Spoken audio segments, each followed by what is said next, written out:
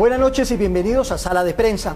En las últimas horas la campaña presidencial se ha enrarecido por graves denuncias de dos candidatos y sus campañas. Por un lado, la campaña del Pacto Histórico de Gustavo Petro denunció que se estaría preparando un atentado contra el candidato, por lo que su presencia en actos públicos en el eje cafetero fue cancelada. Y del lado del equipo de Federico Gutiérrez surgieron señalamientos de una supuesta infiltración en la campaña, en la que estarían detrás miembros del Pacto Histórico. Lo cierto es que más allá de estas denuncias y señalamientos, preocupa que estas situaciones impidan que los candidatos a la presidencia se centren en debates de ideas o de propuestas, que es lo que esperan los electores. Este es nuestro tema de hoy en Sala de Prensa. Por eso hemos invitado a Patricia Inés Muñoz, directora de posgrado de Ciencias Políticas y Relaciones Internacionales de la Universidad Javeriana, y a Fernando Giraldo, politólogo, consultor y catedrático también de la Universidad Javeriana. Gracias por acompañarnos. Muy buenas noches, gracias por la invitación y un gusto estar aquí. Fernando, es un gusto tenerlo también en Sala de Prensa. Muchas gracias a usted, Luis Eduardo, y un saludo para Patricia. Gracias por la invitación. Bueno, comencemos con Patricia. Patricia, ¿cómo ve el giro de esta campaña hacia terrenos más dirigidos a los ataques o a señalamientos que a las propuestas, que es lo que la gente espera?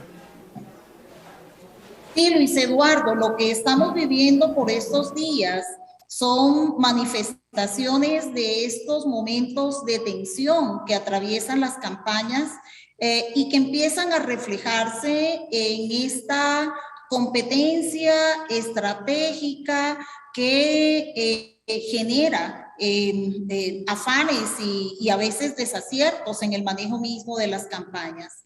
Es cierto que las campañas electorales hasta el momento de la consulta fueron más bien escasas en términos de propuestas, de debates temáticos y que estas preocupaciones comenzaron a tomar un giro un poco mayor luego de las consultas, en donde ya hemos empezado a escuchar algunas propuestas, temas que han puesto a discutir al país alrededor de estas ideas que han colocado algunos de los candidatos, en especial Gustavo Petro. Allí yo destacaría que parte de este efecto de una mayor preocupación por temas sin que hayamos llegado a este punto ideal de lo que se esperaría en las campañas y de escuchar soluciones a estas problemáticas complejas a las que llegamos a la contienda electoral 2022, también ha obedecido al afán de medios, de organizaciones de la sociedad civil, de academia, por plantearle a los candidatos temas y buscar formatos para que estos empiecen a proponer salidas y alternativas que nos hacían falta en la campaña electoral. Fernando, ¿comparte lo que está diciendo Patricia?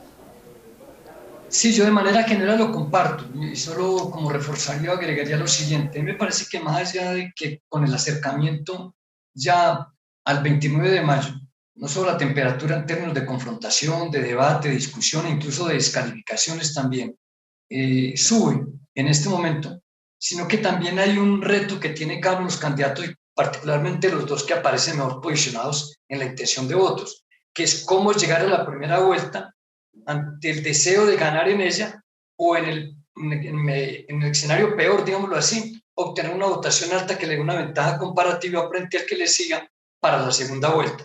Pero además también hay que decir que, bueno, que hay una búsqueda de nuevos electores. Eso puede estresar y angustiar un poco a los candidatos, pero además yo diría que también recordemos que está en juego en este momento en el país la posibilidad de que el país haga un giro o por lo menos un cambio en cuanto a que haya un otro o un nuevo espectro político ideológico que llegue al poder. Y esto, por supuesto, que suscita alguna inquietud en los sectores que tradicionalmente o desde siempre han estado en el poder, y la expectativa y, no sé, el deseo por parte de quienes no han estado en el poder de poder llegar, y esto agudiza esa confrontación. Patricia, son preocupantes las denuncias de la campaña de Gustavo Petro de un supuesto plan criminal en su contra. ¿Esto puede afectar la elección, que estamos a menos de un mes? Siempre serán preocupantes las denuncias que se hagan sobre la amenaza a un líder político, a un líder social, y con mucha mayor razón si este líder político es hoy candidato a la presidencia de la República. Serán preocupantes en un país donde hemos tenido un número alto de líderes sociales sacrificados y en donde el tema de impunidad preocupa a la mayoría de los colombianos en un terreno donde pareciera a ratos que la violencia vuelve a recrudecerse pues en nuestros territorios. Siempre será preocupante y por lo tanto tiene todo el derecho el candidato Gustavo Petro a denunciarlo, a solicitar que se le brinden todas las condiciones, todas las garantías de seguridad para poder realizar una campaña electoral a lo largo y ancho del territorio nacional. Precisamente estas amenazas llegan cuando el candidato Gustavo Petro se disponía a visitar algunas de las regiones que de acuerdo a las encuestas no han sido las más favorables en términos de intención de voto, y el propósito de la visita busca precisamente realizar su campaña y poder movilizar y poder hacer crecer este número de electores que ambos candidatos, los que van en punta, necesitan para pasar a la segunda vuelta. Por lo tanto, son preocupantes, le imprimen todo un clima de preocupación a las campañas. Deseamos todos los colombianos que esta campaña pueda terminar en paz, que al candidato Gustavo Petro y a los demás candidatos se les rodeen de todas las condiciones de seguridad para poder garantizarles su integridad. Fernando, ¿cómo se le puede explicar a los televidentes que a pesar de la insistencia del pacto histórico sobre la amenaza de un plan terrorista, desde el gobierno dicen que no haya evidencias de un complot en contra de Gustavo Petro? Mire, yo no creo que el gobierno pueda afirmar que no hay evidencias, que las hay o que no las hay. En principio, la persona que recibe una amenaza la recibe él, no la recibe el gobierno ni las autoridades. Las autoridades terminan teniendo información directamente por quien aparece como la víctima, o digámoslo así, o la persona que es objeto de esa amenaza o eventualmente de un hipotético ataque en el futuro. Y bueno, las autoridades tendrán que investigar, pero yo creo que a la autoridad no les corresponde descalificar de antemano que como no han recibido directamente ellos la amenaza, que va dirigido no al gobierno, sino a un candidato que además es opositor, como para poner en tela de juicio de alguna manera la existencia de esas amenazas. Pues obviamente que yo no puedo saber si la amenaza existe, de qué nivel es, porque uno no es experto en eso. Pero este es un país que ha vivido en medio de la violencia, es un país que ha vivido durante 200 años en conflicto. Esto lo conocemos, tenemos antecedentes a la Constitución de 1991, donde murieron varios candidatos presidenciales. Con la Constitución del 91 creíamos que esto más o menos era una cosa del pasado, pero el solo hecho de que aparezca ese como un temor y que además suspendan actividades de algún candidato significa que hay que tomarlo en serio, porque sería muy grave para Colombia, de un impacto internacional y de una zozobra que crecería en el proceso electoral si esto es cierto, o si aunque el gobierno no reciba eso y no lo pueda confirmar, debe dar garantía y seguridad a todos, porque sería absolutamente gravísimo, sobre todo si lo que se dice iba a pasar en el eje cafetero. Si además se extiende a otras regiones, desequilibraría la competencia electoral en este momento en el país, y sería muy grave porque terminaría minando la legitimidad del proceso electoral, que se sumaría a las dudas que existen sobre el proceso institucional mismo de gestión de la participación ciudadana el día de las elecciones. ¿Se equivocó el gobierno? ¿Se equivocó el presidente, el ministro de la Defensa, el ministro del Interior, o se aceleraron al decir que no hay pruebas de un posible atentado, Patricia? Yo creo que se aceleran. Comparto lo que el doctor Fernando Giraldo afirma en el sentido de que las amenazas las recibe el candidato, de que el gobierno tiene que brindar las garantías necesarias, que de no realizar un proceso de campaña por estas amenazas, el tener que no viajar a las regiones, el tener que no hacer campaña en algunas regiones porque el candidato ha recibido amenazas, pues es una muestra clara de una desventaja, de un desequilibrio que seguramente va a incidir en los resultados de las elecciones. Se acelera un poco el gobierno tratando de bajarle la importancia a estas denuncias que realiza uno de los candidatos, pudo ser cualquier otro, más aún teniendo un esquema robusto de protección como lo escuchábamos ayer por parte del gobierno. Aún así, creo que el país necesita que esta campaña se pueda desarrollar de la manera más tranquila, que los candidatos tengan la debida protección y que el gobierno garantice que podrán hacer presencia los candidatos en las diferentes regiones del país. Patricia, Fernando, les cuento, me están confirmando que justo en este momento se está reuniendo el ministro del Interior, Daniel Palacios, con Gustavo Petro. Por supuesto va a escuchar su versión, por supuesto va a escuchar los argumentos y las pruebas que dicen tienen de un supuesto atentado, pero lo está haciendo hasta este momento. ¿Debió haber hecho esa reunión o llamar a Gustavo Petro desde ayer y sentarse ahí mismo a escucharlo y a mirar qué se puede hacer en materia de seguridad? ¿Se demoró el ministro? Patricia o Fernando. Pues, por supuesto, yo creo en la línea que traíamos en la conversación, Luis Eduardo, que se aceleró el ministro, que lo primero que debió haber hecho fue dirigirse al candidato, sea cual fuere, para escuchar cuáles eran las amenazas, las evidencias, los soportes, valorar el nivel de riesgo y así tomar las decisiones frente a cómo profundizar en la protección del candidato. Fernando. Sí, no, yo creo que el gobierno, es que a veces nos encontramos con que los gobiernos primero hablan y después hacen, pero en todo caso lo primero que hace el gobierno efectivamente es eso, como lo ha señalado Patricia, como lo estaba indicando yo también, debe dar garantías y no hacer valoraciones o insinuar que de pronto eso no es cierto, porque es un poco de mal gusto. Además los ciudadanos conocen que el gobierno de alguna manera pertenece a un partido político y eso es muy legítimo, no se trata de otra cosa, pero hay candidatos que son propios de la coalición de gobierno, la coalición gubernamental en este momento, lo cual obviamente da una sensación como de que no haya la suficiente transparencia, porque se trata de un candidato justo del opositor. Entonces hay que tener mucho cuidado con esto. Es importante no solo bajar los riesgos de amenaza, sino sobre todo garantizar y permitir que que todos los candidatos puedan desarrollar la campaña. No es simplemente que reduzcamos la amenaza o tratar de decir o validar o no si es cierta o no. La discusión no es si es cierta o no una amenaza, ¿sí? Si ella es cierta hay que dar garantías y permitir que pueda hacerse la campaña.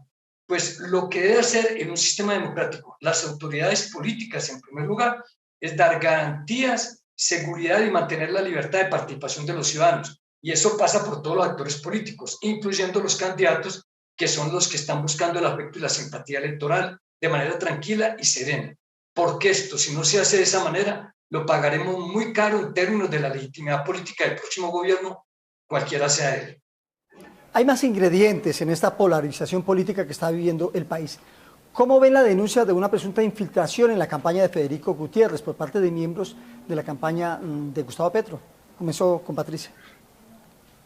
En efecto, lo que escuchábamos hace un par de días de uno de los coordinadores de campaña de la campaña Gustavo Petro en la región Caribe acerca de la presencia de infiltrados en la campaña de Federico Gutiérrez y que posteriormente salió a corregir, a explicar e incluso a cambiar en otras declaraciones. Yo creo que es una muestra de esto que mencionábamos del momento de campaña, de esta combinación de tensión, de confusión, de temores que se empiezan a generar con relación a las otras campañas y que por supuesto va a llevar a cometer una serie de errores bien en la acción. Aún no tenemos claro si efectivamente estos infiltrados existen o si fue un error en la declaración que intentó dar esta persona del Centro Democrático. Lo cierto es que una campaña electoral es una combinación de estrategias, es una combinación de tácticas y acciones que se expresan en el posicionamiento del candidato, que generan, por supuesto, una serie de resultados en el terreno político y en donde muchos actores recurren a una serie de prácticas y a una serie de acciones que pueden ser cuestionadas. Creo que aquí vale la pena que se nos aclare hasta dónde llega ese nivel de infiltración. Creo que vale la pena que las campañas también se tranquilicen en términos de estar dando unas declaraciones que luego o generan confusión o generan dentro de los electores una inconformidad y una molestia frente a un ambiente que ya toma visos de polarización, que puede acompañarnos si tenemos segunda vuelta hasta finales del mes de junio, y en donde no conviene emitir este tipo de declaraciones para luego corregirlas, dejando en el ambiente que las campañas están recurriendo a unas prácticas que pueden generar mucha molestia en el ambiente electoral. Estas denuncias de infiltraciones y de posibles atentados pueden afectar el pensamiento de los colombianos en el momento de votar, pueden cambiar la opinión de los votantes. Fernando. A ver, yo creo que particularmente hay como dos públicos, digámoslo así, de potenciales electores que pueden verse afectados en grados distintos. Una cosa son los ciudadanos que ya de alguna manera son cautivos o ya tienen definida su intención de voto. Probablemente muchos de ellos ya no la van a modificar, otros todavía tienen reservas o dudas o se inclinan por un candidato con algunas dudas o podrían escoger entre dos.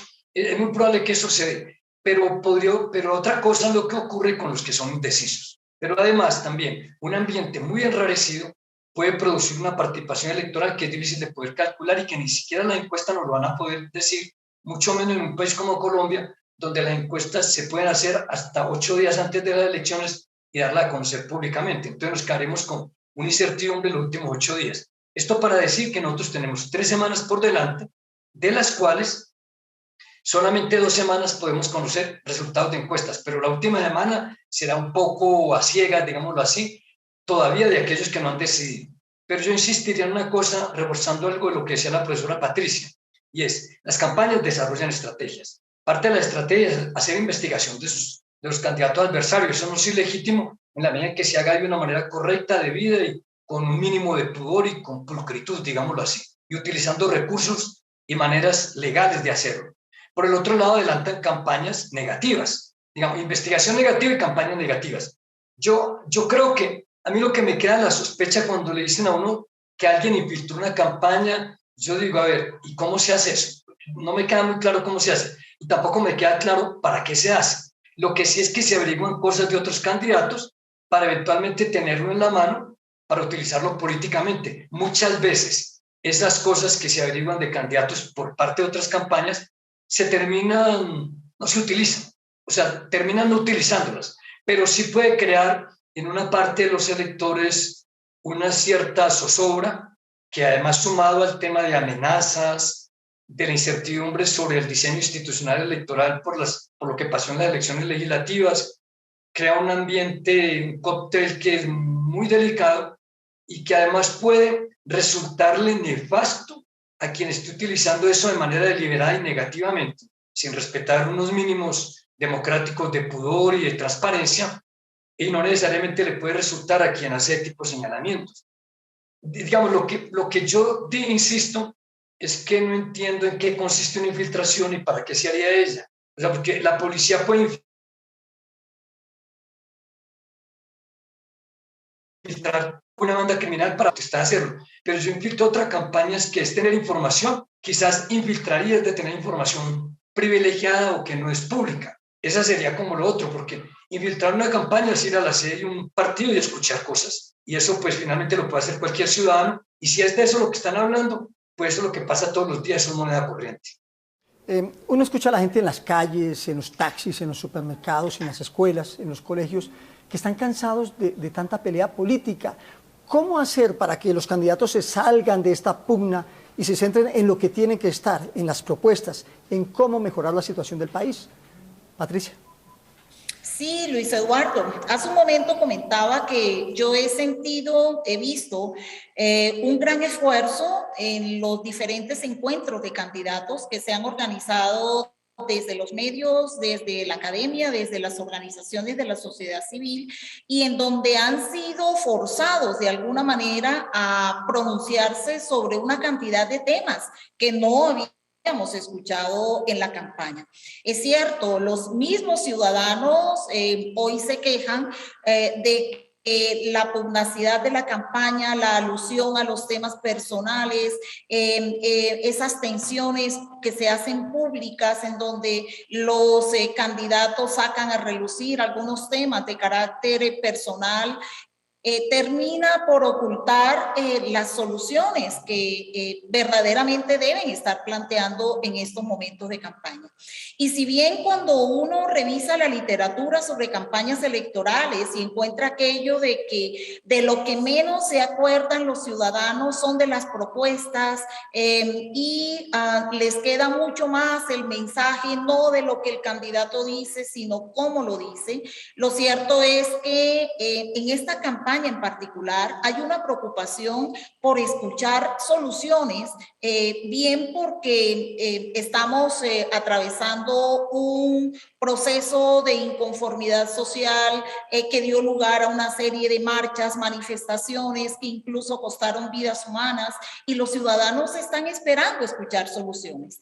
Y allí es donde Gustavo Petro quizás ha tenido la delantera de proponer temas que incluso han sido polémicos, temas que han puesto a hablar a la gente, pero eso es lo importante, que la gente escuchó una solución, se manifestó de acuerdo o en desacuerdo o qué se puede mejorar, pero ese es el debate que hay que alentar en nuestro país, que los ciudadanos recobren ese elemento participativo a la hora de votar, no solo por el candidato, sino por algunos temas, por algunas propuestas que puedan aportar en la construcción misma de estas propuestas, que puedan incorporar los problemas del país a este debate de la ciudadanía y que nos involucremos en el asunto de lo público, que recobremos el manejo de lo público para los ciudadanos, y eso solo se puede hacer desde la discusión de propuestas. Fernando, tomando en cuenta las palabras de Patricia, ¿usted qué le propondría a los candidatos para que se centren en sus ideas y dejen los ataques de lado? A ver, yo creo que si una cosa es a los candidatos, otra cosa también son a otros actores políticos que transitoriamente y solo para efectos de una campaña electoral juegan como si lo fueran sin serlo, actores electorales, pero no participativos, no vinculantes, no con compromisos ideológicos, como son las encuestadoras, los medios de comunicación, por ejemplo. Y entonces, yo lo que diría es que, digamos, a veces a los candidatos se les obliga a tener que responder y a tocar temas que no son los más importantes, y a veces es incluso por los diseños de los debates de campaña.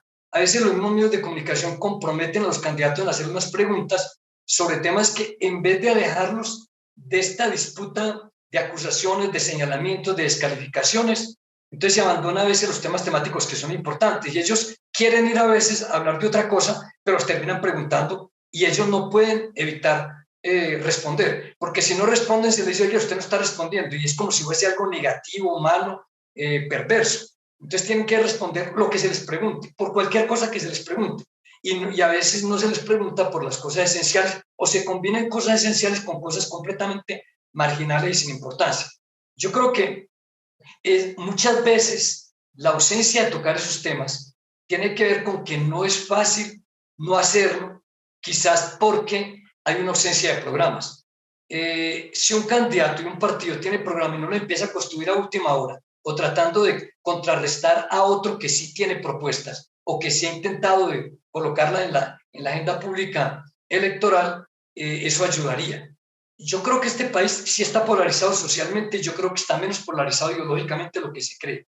Para mí, el estallido social puso en evidencia que es una sociedad totalmente fragmentada a nivel social, pero podríamos terminar en una polarización política como resultado de las elecciones. Entonces, lo mejor sería insistirle a los candidatos en que hagan propuestas y a partir de ahora los medios de comunicación, cuando los entrevistan, cuando arman debates, preguntarles solamente sobre temas programáticos que la sociedad está esperando que se digan y abandonar las preguntas, dígame, el sí o el no, ¿a usted le gusta el aborto? Pues claro que eso es importante, pero eso le puede hacer a través de redes sociales o de otra manera. O si usted qué pensaría con los matrimonios del mismo género. Yo digo, mire, esos temas son importantes porque son sociales, pero los problemas políticos, primero, que requiere la sociedad colombiana, son temas sociales de exclusión, de igualdad o desigualdad, cómo resolver la pobreza, cómo dar mayor seguridad. Y hay que concentrarse en eso porque no hay mucho tiempo y los candidatos no lo tienen tampoco para hablar de lo divino y lo humano. Si el país está polarizado y las dos campañas que encarnan estas posiciones son las favoritas para pasar a una segunda vuelta, ¿no se agudiza aún más este clima de tensión, Patricia? ¿Contesto yo inicialmente o Patricia? Como quiera, Fernando o Patricia. Adelante, Fernando. No, si quiere comentar una cosa, Patricia, qué pena. Mire, este es un país, esta es una democracia todavía muy en ciernes, muy de mínimos.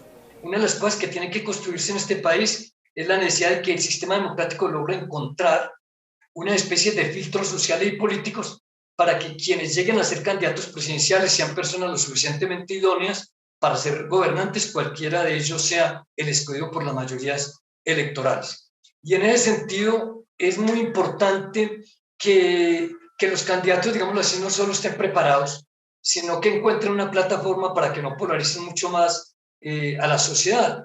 Y en ese sentido yo creo que podríamos ayudarles a los candidatos y a los partidos políticos, porque aquí hay una gran responsabilidad de los partidos políticos que a veces se escudan en candidatos buenos o malos para expiar sus propios pecados, qué pena decirlo en nuevos términos. Y es que entiendan todos los candidatos y todos los partidos que una vez que pasen las elecciones, quien gane o quien pierda debe respetar el resultado de las elecciones y que el gobierno le entrega el poder al que lo sucede si es resultado de una voluntad mayoritaria de los ciudadanos, no importa quién gane o no importa que haya unas nuevas mayorías que nunca se habían dado o lleguen al poder, pensando en el impacto histórico que suscita tanta inquietud para algunos, y que se entienda que una vez dado eso, pues entramos en un proceso de paz para construir entre todos el país, no importa el signo ideológico del gobernante. Comprender eso es un tema de madurez política de la democracia. Esto es un tema de educación principalmente de los dirigentes más que de los ciudadanos. Bueno, Patricia, la misma pregunta entonces. Lo que está diciendo Fernando es, porque hay preocupación en el país de que en caso de una segunda vuelta el perdedor no reconozca el triunfo del ganador y socialmente y de orden público se complica el país. Sí, por supuesto. Este es de los grandes problemas que conllevan a un proceso de deslegitimación del resultado como tal. Lo que conviene es que precisamente la competencia electoral se desarrolle de manera tal que sea quien sea el ganador, haya la tranquilidad que las instituciones electorales funcionaron, que el resultado reflejó la voluntad popular y que el ganador deberá asumir las riendas del ejercicio de gobierno gozando del respaldo de la ciudadanía y de las instituciones políticas. Y allí hay un elemento clave que usted preguntaba, Luis Eduardo, también con relación a la tensión. Yo creo que la tensión que hoy vemos reflejada en la campaña es efecto de todas estas tensiones políticas y de estos manejos donde yo quisiera mencionar la responsabilidad de los partidos políticos, o mejor, la responsabilidad de la ausencia de partidos políticos en nuestra democracia. Una competencia electoral que se centra en los actores políticos personales, una competencia electoral ausente de estas propuestas programáticas colectivas que hayan decantado y que hayan buscado en esta maraña de problemas que el país viene manifestando, las mejores propuestas y soluciones, una campaña que solo se puede jugar en términos de ganadores y perdedores, solo puede traer como consecuencia la pérdida para todos. Y allí los partidos políticos tienen una gran responsabilidad cuando en la forma tan débil como hoy se muestran ante la sociedad, esa debilidad institucional enorme de los partidos políticos refleja que las campañas se conviertan en tensiones personalistas y en disputas personalistas en buena parte. Les cuento, Fernando y Patricia, me está escribiendo el senador Alexander López del Pacto Histórico y me comenta que más de 50 congresistas nuevos, entre senadores y representantes del Pacto Histórico, están redactando una carta que van a enviar a la Comisión Interamericana de Derechos Humanos con 2 puntos. El primero es, por supuesto, denunciar el supuesto plan terrorista para acabar con la vida de Gustavo Petro. Y el segundo es que van a denunciar que no hay garantías del gobierno nacional para adelantar la campaña política. Este tema que es doméstico, que es de Colombia, interno, unas elecciones, ¿llevarlo a instancias internacionales afecta la imagen del país? Comienzo con Fernando.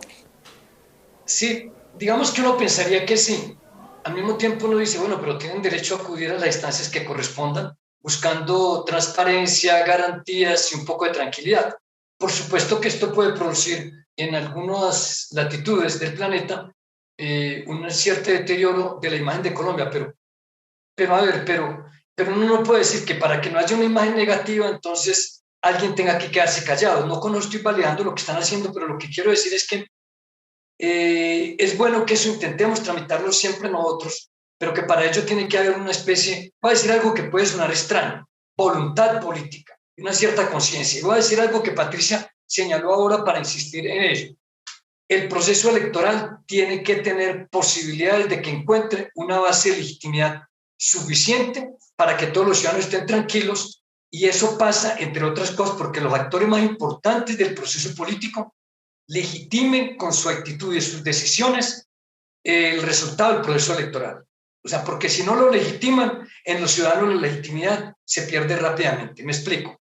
Los ganadores deben respetar a los perdedores, y los perdedores tienen la obligación democrática de reconocer el resultado de esos ganadores. Si esto se da, ahora, en caso de que tenga dudas o pruebas o evidencias de que hubo fraude o que hubo irregularidades o infracciones electorales que recompone el poder alterando la voluntad ciudadana en su detrimento, en detrimento de yo como candidato, pues puedo acudir ante las instancias nacionales o internacionales si le toca. En primer lugar, ante la justicia electoral colombiana, donde puede acudir a que se le tramite y se resuelva el problema. Y oportunamente, ojalá en el escrutinio mismo.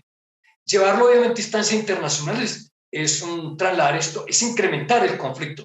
No sé si eso es ilegítimo. Yo supongo que si lo hacen es porque tienen el derecho a hacerlo. Pero hay que tener cuidado en el sentido de que es bueno que podamos resolver nosotros esto acá, porque internacionalmente no nos van a resolver el problema, salvo que haya un fraude y que después tienen que pronunciarse alguna instancia, porque se están reduciendo, minando derechos políticos, derechos humanos que también son políticos, como la participación electoral y el respeto de la voluntad ciudadana, porque sí es un tema de los derechos humanos fundamentales.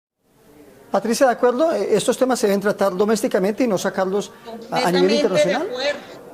Sí, Luis Eduardo, ha debido tratarse de manera interna, pero indudablemente no podemos quitar un derecho que puedan tener los congresistas electos de elevar a instancias internacionales la preocupación por su seguridad y por la realización de unas campañas y un proceso electoral transparente y limpio en el país. Quizás en respuesta a lo que ayer manifestó el gobierno frente a la falta de evidencias, a la posible falta de evidencias de estas amenazas como tal. Pero lo ideal sería que todo este tipo de situaciones fueran tramitadas internamente, que el gobierno fuera receptivo frente a cualquier denuncia de cualquier candidato, de cualquier actor social y político que sienta que sus condiciones de seguridad flaquean en este proceso electoral y que las medidas se tomen internamente en el país. Muy bien, Patricia, Fernando, llegamos al final de sala de prensa. Fernando, ¿me va a decir algo más? No, quería decir que yo creo que también miremos la otra cara de la moneda. Tiene una ventaja hacer este tipo de cosas, digamos, de manera moderada, y es que llama la atención sobre problemas que existen, porque no son falsos, son verdades. Y entonces eso nos puede ayudar a encontrar apoyos y garantías y nos da de alguna manera la seguridad de que en la medida en que hay una observación y una preocupación por el proceso electoral y por su legitimidad, seguramente que vamos a reducir los riesgos de fraude electoral. Y eso me parece importante. Ese es un aspecto positivo, a pesar de que lo otro puede ser negativo. Se nos acabó el tiempo. Fernando, Patricia, muy amables por estar acá en sala de prensa analizando la noticia política del día. El supuesto atentado que se estaría preparando en el eje cafetero contra la persona de Gustavo Petro, candidato a la presidencia de la República. Un gusto tenerlos en sala de prensa. Patricia, Fernando. Luis Eduardo, gracias por la invitación. Un gusto estar acá. Y ustedes no se vayan porque sigue nuestra programación. Bueno, no se vayan ustedes porque seguimos con nuestra programación, la programación habitual de Noticias Caracol Ahora.